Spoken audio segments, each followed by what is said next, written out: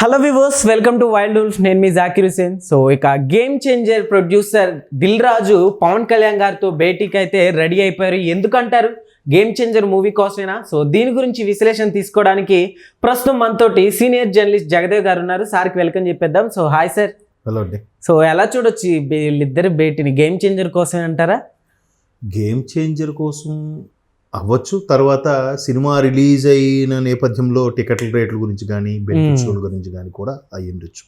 ఎందుకంటే మోరోవరు దిల్ రాజు గారు ఇప్పుడు అంటే దిల్ రాజ్ ఎంతోమంది ఇండస్ట్రీలో ప్రొడ్యూసర్స్ ఉన్నారండి. బట్ దిల్ రాజు గారికి ఉన్న నేము అందరితో కూడా సయోధ్యగా, అందరితో కలివిడిగా, చిన్న హీరోలు పెద్ద హీరోలు, చిన్న ప్రాజెక్టులు పెద్ద ప్రాజెక్టులు లేకుండా అందరితో కలుపుగోరుగా ఉండే వ్యక్తి దిల్ రాజు గారు.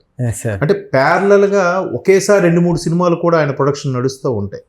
ఆయనకు ఆ సత్తా ఉంది. ఆయనకు తోడుగా శిరీష్ అండ్ లక్ష్మణ్ అనే 2 పేర్లు మనకు వేస్తుంటారు కో ప్రొడ్యూసర్స్గా.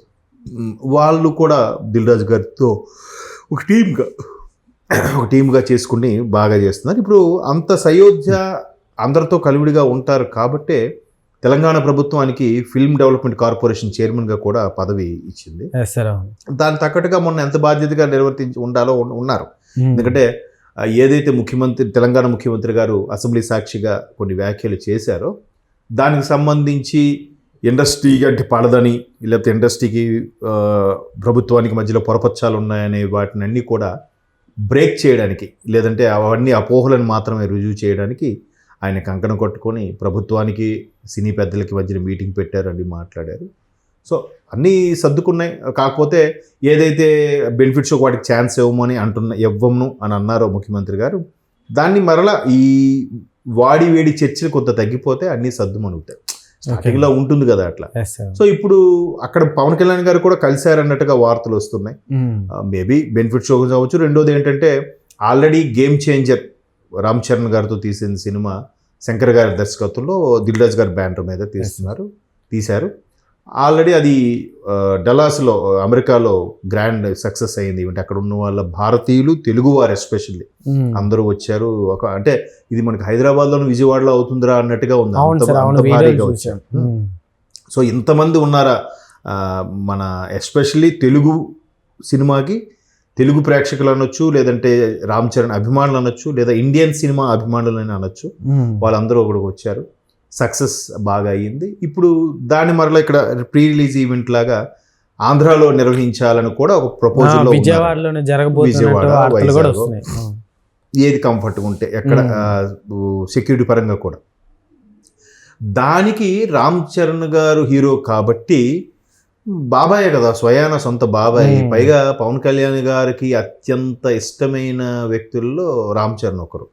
ఎందుకంటే ఈవెన్ రామ్ చరణ్ కూడా కంపేర్ టు చిరంజీవి గారు తండ్రి అయినా కానీ పవన్ కళ్యాణ్ అంటేనే ఎక్కువ ఇష్టం బాబాయ్. అంటే అంత ఒక బ్రదర్ రిలేషన్ లాగే ఉండేదంట. అంటే పెద్ద ఫ్యామిలీ అవడం వల్ల చిరంజీవి గారికి అందరికన్నా చిన్నవాడు చిరంజీవి గారి ఫ్యామిలీ, ఈయన మన డిప్యూటీ సీఎం గారు. సో వీళ్ళకి గ్యాప్ కూడా తక్కువ ఉండదు కాబట్టి ఆ చనువు ఇది ఎక్కువ ఉండడం. వీళ్ళకి కూడా ఎక్కువగా చూడండి, పవన్ కళ్యాణ్ గారు కూడా సందర్భంలో రామ్ చరణ్ గురించి కానీ సాయిధరం తేజ్ గురించి కానీ వీళ్ళిద్దరి గురించి ఎక్కువగా ప్రస్తావిస్తుంటారు. సో రామ్ చరణ్ అంటే కూడా చాలా ఇష్టమని చాలా సందర్భంలో చెప్పారు. ఈవెన్ రంగస్థలం సక్సెస్ మీట్లో కూడా అంత బిజీగా రాజకీయాల్లో హడావిడిగా తిరుగుతూ, పైగా ఆయనకి కండ్ల కళకి ఏదో వచ్చింది ఆ టైంలో, అందుకే స్పెట్స్ కూడా తీయకుండా ప్రెస్ మీట్లో మాట్లాడారు ఆ ఈవెంట్లో. అప్పుడు కూడా నాకు నా తమ్ముడు లెక్క వీడు, మా అన్నయ్య కొడుకైనా కానీ నాకంటే వీడు చాలా ఇష్టం. స్టేజ్ మీద రామ్ చరణ్ ముద్దు కూడా పెట్టుకున్నాడు, ఓపెన్గా చెప్పాడు. రామ్ చరణ్ ముద్దు పెట్టాడు ఈయన పవన్ కళ్యాణ్ ఎవరి గురించి కూడా అంత ఇంప్రెస్గా. అంటే జనరల్గా ఆయన ఎక్కువగా మాట్లాడేవాడు కాదు కదా ఇండస్ట్రీలో, రాజకీయాలకు వచ్చాక ఎక్కువ మాట్లాడుతున్నారు కానీ. సో అంత ఏదైనా కూడా నాకు చరణ్ అంటే చాలా ఇష్టం అని చాలా సందర్భాల్లో చెప్పారు. మరొకసారి అది ప్రూవ్ అయింది. సో చరణ్ గారి సినిమా కాబట్టి మేబీ చీఫ్ గెస్ట్గా వస్తే రావచ్చు డిప్యూటీ సీఎం హోదాలో. అంటే ఇంతవరకు చిరంజీవి గారి సినిమాకి, రామ్ చరణ్ గారి సినిమాకి గెస్ట్గా వచ్చింది వేరు, ఇప్పుడు కానీ వస్తే ఒక డిప్యూటీ సీఎం హోదా, డిప్యూటీ సీఎంగా కదా. కాబట్టి ఆ పరంగా ఉంటే ఇంకొంచెం సినిమాకి ప్లస్ అవుతుంది, ఇంకాస్త ఇమేజ్ కూడా ఉంటుంది. ఈవెన్ రామ్ చరణ్ యుఎస్లో నడిపించిన సభలో కూడా బాబాయ్ అని పేరు ఎత్తేసరికి ఆ గోల గోల అయిపోయింది స్టేడియం అంతా. అండ్ మోరోవర్ సైడ్ నుంచి ఓజీ అని అరుస్తూనే ఉన్నారు రామ్ చరణ్ మాట్లాడుతున్నప్పుడు కూడా. ఎందుకంటే మొన్న రామ్ చరణ్ పవన్ కళ్యాణ్ గారు కూడా ఏదో ప్రెస్ మీట్ పెట్టి మాట్లాడుతుంటే అక్కడ కూడా ఓజీ అంటే పవన్ కళ్యాణ్ గారు సీరియస్ అయిపోయారు. ఎక్కడేం మాట్లాడాలో తెలియదు, ఇది సీరియస్ ఇష్యూ, ఒక ఎంపీడీఓని చెదగొట్టేశారయ్యా, ఆ విషయంలో అలాంటి దగ్గర మీరు కూడా ఇక్కడ ఓజీ అని అంటే మీరు కరెక్ట్ కాదని చెప్పి మళ్ళీ తర్వాత ప్రెస్ మీట్ అయిపోయాక ఫ్యాన్స్ అందరిని పిలిచి మళ్ళీ క్లాస్ స్పీకరంట. మీరు అలా చేయడం వల్ల జనసేన పార్టీకి లేదంటే పవన్ కళ్యాణ్ అభిమానులకి ఒక మచ్చలా ఉంటుంది కదా, నీళ్ళు ఎప్పుడు ఏం మాట్లాడాలో తెలియదు, సమయం కాని సమయంలో అలా మాట్లాడడం కరెక్ట్ కాదు అనేది కూడా క్లాస్ స్పీకర్ అంట. సో అట్లా ఈవెన్ రామ్ చరణ్ కూడా అదే చెప్పారు, బాబాయ్ సినిమా ఓజీ ఒకవేళ వస్తుంది అనుకుంటే నేను ఖచ్చితంగా నా సినిమా ఆపేసైనా బాబాయ్కి రిక్వెస్ట్ చేసి ఎలాగోలాగా సినిమా రిలీజ్ చేసేవాళ్ళం, బట్ అది లేట్ అవుతుంది కాబట్టి డాడీకి రిక్వెస్ట్, విశ్వంభర ఉంది చిరంజీవి గారు, విశ్వంభరగా దానికి ఆ ప్రొడ్యూసర్ గారికి ఆపి రిక్వెస్ట్ చేసి మా సినిమా రిలీజ్ చేస్తున్నాం. సో అది అంటే రామ్ చరణ్ కూడా ఎప్పుడు ఏ వివాద రహితుడు, ఒక విధంగా ఎటువంటి ఇష్యూస్లో వివాదాల్లో ఎప్పుడు కనబడ్డు, ఆయన డీసెంట్గా ఉంటాడు, మంచి డౌన్ టు ఎర్త్ లాగా ఉంటాడు, పిచ్చి పిచ్చిగా కామెంట్స్ చేయడం కానీ ఏదైనా మిస్బిహేవ్ చేయడం కానీ ఎప్పుడూ ఉండదు, చాలా జెన్యున్గా సిన్సియర్గా ఉన్నట్టుగా ఉంటుంది. అంటే ఊరికే పిచ్చి పిచ్చిగా ఫుల్ జోష్లో కూడా కొంతమంది రకరకాల జోకులు వేస్తుంటారు, అట్లా జోకులు కూడా ఎక్కువగా ఉండదు, క్యాజువల్గా ఉంటాడు. సో ఇంకోటి ఏంటంటే రామ్ చరణ్ కెరియర్లో సోలోగా మళ్ళీ దీనికి ముందు ఏదో RRR ముందు ఏదో సినిమా వచ్చింది, RRR 2019లో 2020లో వచ్చింది ఒక సినిమా కరోనా టైంలో. తర్వాత మళ్ళీ RRRకి వచ్చిన ఇప్పుడు 2 ఏళ్ళకి మళ్ళీ ఇది వస్తుంది, అంటే ఆల్మోస్ట్ ఆల్ 5 ఏళ్ళు అయిపోయింది సోలోగా వచ్చిన సినిమాలో. దానికి ముందు రంగస్థలమేనా వచ్చింది? రంగస్థలం కాదు, ధ్రువ తర్వాత రంగస్థలం అనుకుంటా.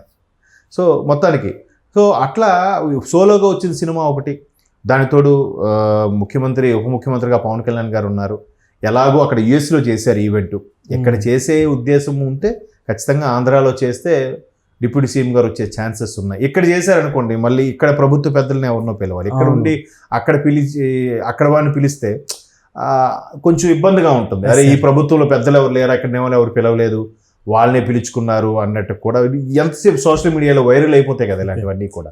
సార్ అయితే ఈ డిస్కషన్లోనే దిల్ రాజు గారు ఏమన్నా మాట్లాడారంటారా, అంటే మూవీ ఇండస్ట్రీ ఏపీకి వచ్చేయాలి దాని గురించి ఏమన్నా డిస్కస్ చేశారంటారా? అది క్వశ్చనే రాంగ్ అండి, ఎందుకంటే పవన్ కళ్యాణ్ గారు కూడా పిలుపునిచ్చారు అన్నట్లు. కాదు ఇప్పుడు అలా చేయలేదు, ఎందుకంటే చంద్రబాబు నాయుడు గారి కాన్సెప్ట్లో ఎలా ఉంటుందంటే ఇప్పుడు విజనరీ పరంగా ఇప్పుడు ఎప్పుడైతే హైదరాబాదు తెలంగాణ అంశం వచ్చిందో ఆ తర్వాత నుంచి ఆంధ్రప్రదేశ్లో కూడా బైఫర్కేట్ అయితే బాగుంటుందని ఒక థాట్ కూడా వచ్చింది కదా. ఇప్పుడు అందుకే వైసీపీ వాళ్ళు ప్రపోజల్ పెట్టిన జ్యుడిషియల్ క్యాపిటల్ కర్నూలు ఏదైతే అనుకుంటున్నారో దాన్ని ఇప్పుడు కూటమి ప్రభుత్వం పునరాలోచిస్తుంది. కరెక్టే కదా, ఒకటి హైకోర్టు అక్కడ, ఇక్కడ క్యాపిటల్ ఇక్కడ, ఐటీస్ హబ్గా వైజాగ్ని అలా చేయడం వల్ల అధికార వికేంద్రీకరణతో పాటు డెవలప్మెంట్ కూడా అన్ని చోట్ల అవుతుంది. ఇప్పుడు తెలంగాణ తీసుకోండి, హైదరాబాదు పక్కన పెడితే మిగతా ఏమున్నాయి చెప్పండి, మిగతా పెద్ద నగరాలు ఉన్నాయిగా, వరంగల్ కానీ కరీంనగర్ కానీ నిజామాబాద్ కానీ ఇవన్నీ ఉన్నాయిగా, ఇవన్నీ ఎక్కడ ఇదయ్యాయి.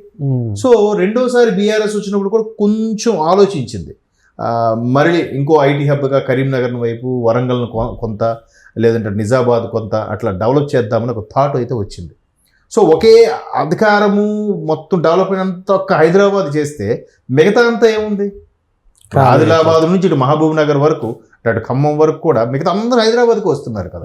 కొంచెం స్ప్లిట్ అయితే బాగుంటుంది కదా, దానివల్ల ట్రాఫిక్ పొల్యూషన్ తప్ప ఇబ్బందికర పరిస్థితులు ఎక్కువ అవుతాయి. అది డెవలప్మెంట్ వికేంద్రీకరణ కూడా జరిగితే బాగుంటుందనే ఒక ఆలోచన మీద మేబీ అలా చేస్తుండొచ్చు.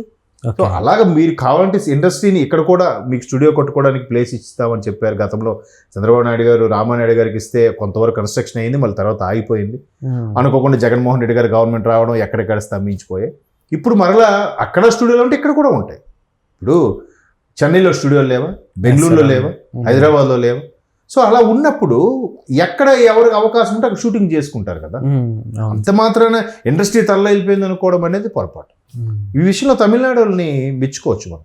ఇప్పుడు తమిళనాడు చూడండి, చెన్నై ఒక కార్నర్లో ఉంటుంది తమిళనాడు స్టేట్కి, బట్ అది క్యాపిటల్. బట్ వాళ్ళు ఎంత బాగా డెవలప్ చేసుకున్నారంటే మధురైకి ఒక రకమైన హబ్బు, కోయంబత్తూరు ఒక రకమైన హబ్బు, కన్యాకుమారి వైపు ఒక రకమైన హబ్బు, ఇట్లా అన్ని డెవలప్మెంట్ కూడా బైఫర్కేట్ చేసుకున్నారు వాళ్ళు. Yes, sir. ప్రతి చోట డెవలప్మెంట్ ఉండేలాగా. సో అలా ఉండడం వల్ల స్టేట్కి కూడా ఇప్పుడు ప్రతిసారి చెన్నై వరకు వెళ్ళాలంటే ఇబ్బంది. ఇప్పుడు ఇక తెలంగాణలో కూడా ప్రతి ఒక్కరు హైదరాబాద్ వరకు వెళ్ళాలంటే ఇబ్బందిగా. అవును. సో కొంచెం ఆ డెవలప్మెంట్ అధికార వికేంద్రీకరణ జరగడం వల్ల అందరికీ మంచిదే, అన్ని ఏరియాలు కూడా డెవలప్ అవుతాయి కదా. అందరికీ ఆ భూమి విలువ పెరుగుతుంది, ప్రైస్ పెరుగుతుంది, కాస్ట్ ఆఫ్ లివింగ్ పెరుగుతుంది, తలసరి ఆదాయం అన్నీ పెరుగుతాయి, జీడిపి పెరుగుతుంది, అన్ని ఇంకా ఆర్థికపరమైన అంశాలన్నీ కూడా డెవలప్ అవుతాయి. అది ఆధారంగా రండి, మీకు కూడా అవకాశం కల్పిస్తామని అనడం కానీ ఇండస్ట్రీని తరలి వెళ్ళిపోవడం ఇవన్నీ టపాస్ మాట. Okay sir, thank you.